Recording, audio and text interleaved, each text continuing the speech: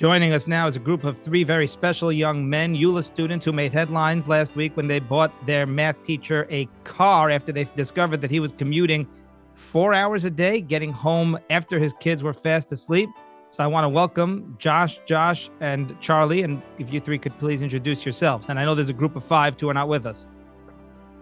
My name is Josh Pachter. I'm 10th grade at YULA. I'm 15 years old, and this summer we raised money for Mr. Castro to get him a car. Charlie?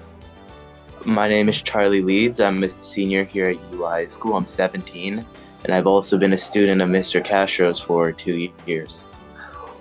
Lastly, I am Joshua Gerendash.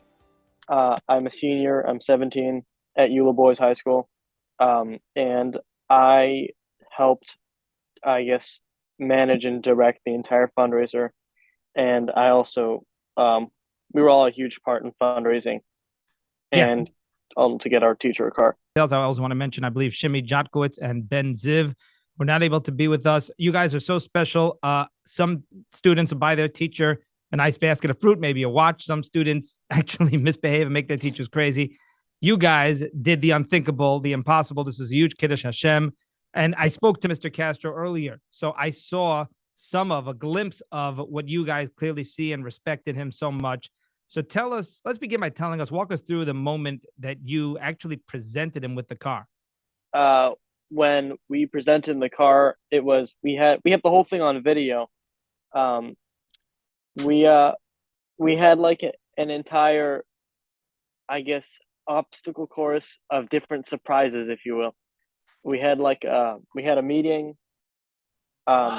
with a whole assembly with our school, where we kind of staged the whole surprise and what it was going to be for the whole school, so we could get everybody involved. And we had a fake, teacher appreciation assembly, and he won the grand prize when he walked in the middle of that assembly. And that grand prize was a video that we all put together, thanking him for all of the great things that he's done. Wow. And so he thought that was a big surprise. But then we had a ton of students line up and make like a human tunnel for him to go through. And then we surprised him with his wife and his kids. And then we said there's one more surprise that we had. And I pulled a piñata out of the car, which had the car keys inside of it, and he opened it up. Peruvian. Yeah, the Peruvian piñata. And he opened it up, and he found the car keys inside. He was so confused because he would have never thought that his students would do such a thing for him. And we told him that this is actually your car, and he was like overwhelmed and amazed with happiness.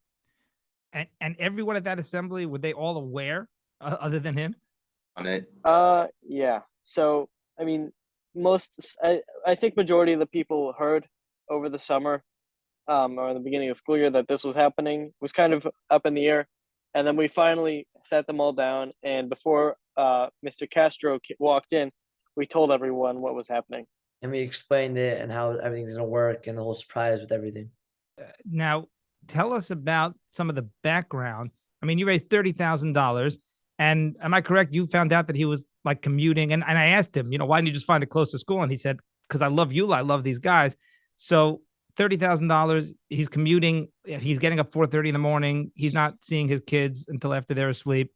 So what brought this whole idea about, and were you guys intimidated? Did you think this was really going to happen? How did it come about? We each found out in our own ways, basically. For me, a little earlier, I was staying after school with him, and he was like helping us. Like, he was teaching us like some stuff we didn't understand in class.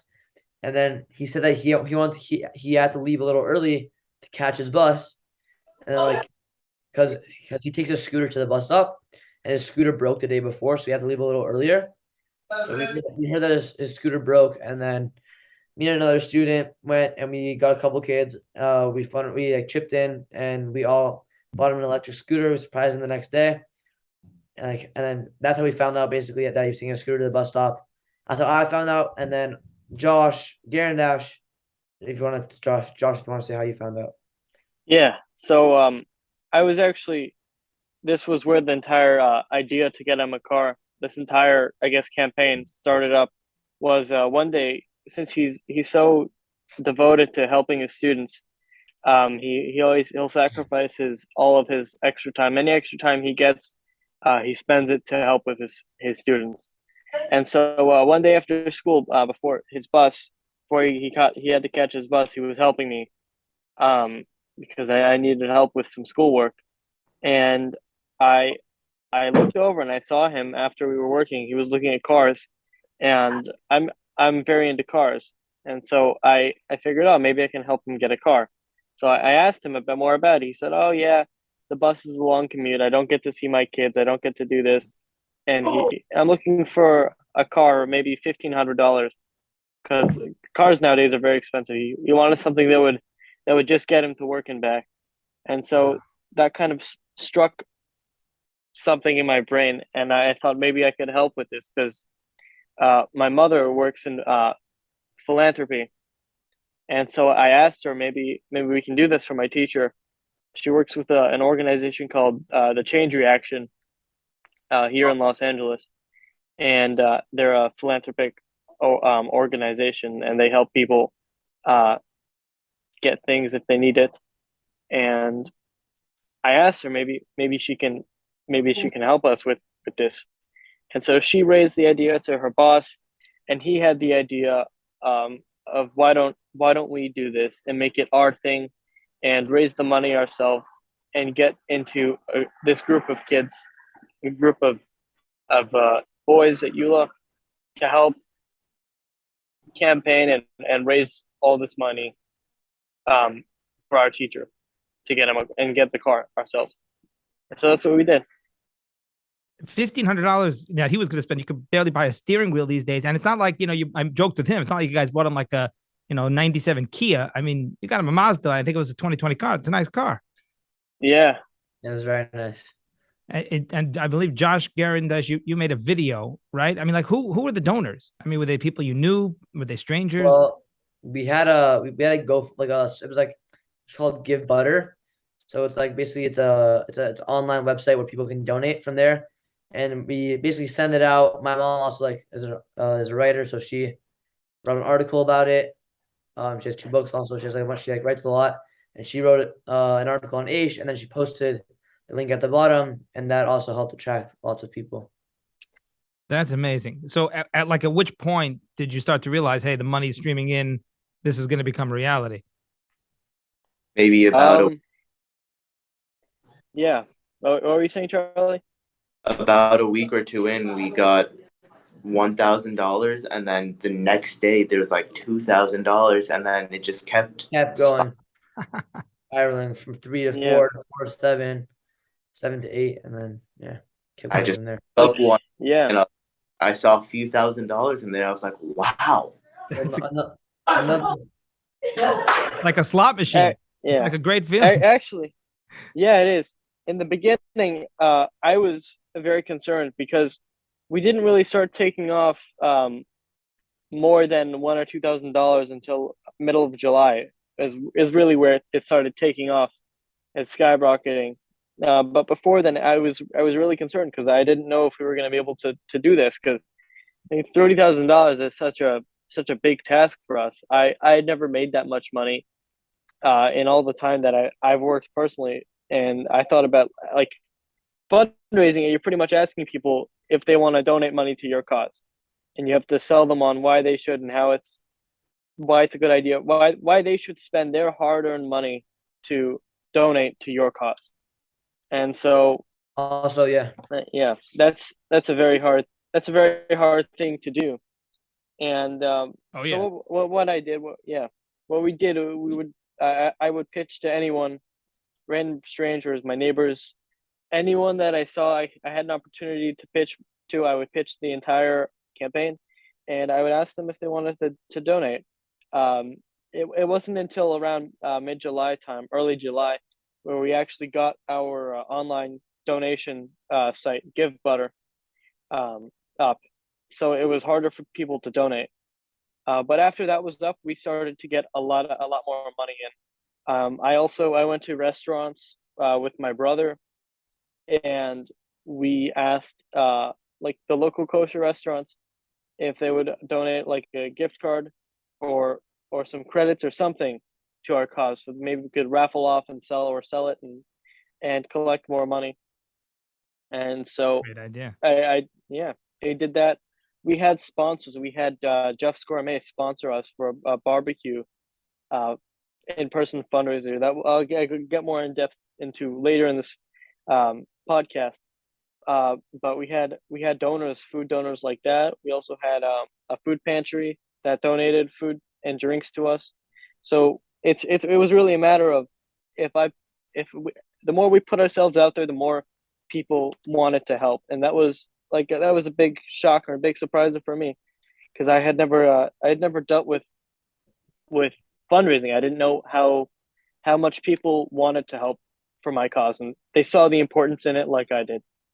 And that's exactly right. And that came, I think, from your sincerity. And that's the most inspiring part to me is, number one, that you guys are teenagers. You know, most teenagers are busy doing what teenagers do, which is fine. You guys, obviously, there's this deep part inside of your heart that, you know, felt this incredible empathy toward him and what he was going through. But more importantly, the connection you have. So I want you to describe, you know, you obviously look up to Mr. Castro. He obviously is extremely fond of you long before you guys gave him this gift. So tell me about Mr. Castro. Where do I start? I believe that through all my time at this school, we've been taught to learn certain values like ve'ahavta l'reacha kamocha, just leadership skills, empathy, kindness.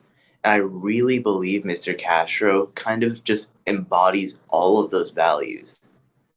He really spends so much time on his students, making sure they not only grow as like students, but also as people. Each person in the classroom isn't like, it's a friend to him, it's a person. It's not just another student who he has to teach. He makes sure that everyone who exits that classroom not only knows the material, but is also he's a great role model. Like, he just teaches so much inside and outside the classroom, and he's truly an admirable man. It's beautiful. And is it true that you guys, because these days gas in LA, you know, could cost more than the car itself. It's true you guys got him insurance and also like a nice amount of gas money? Yeah, we did. Had gas, 1 year worth of gas, and insurance was donated for a year. If you just given him the year worth of gas, it would have been an incredible gift. And also, yeah, one more thing. Also, with when we were fundraising, at the end, close to the end, we were a little short. We were around 25K, something around there. And Galpin, Galpin Malls, like the ones that helped us supply the car. They also helped us out a lot and donated the other 5K in the end, which helped, which was a big boost. Wow. And tell me about, I read about David Pulitzer, which it sounds like you inspired him maybe to become more religious, and you bought him a pair of tefillin. Is that right? About 2 years ago, or maybe it was last year, the seniors were told that he never had a pair of tefillin.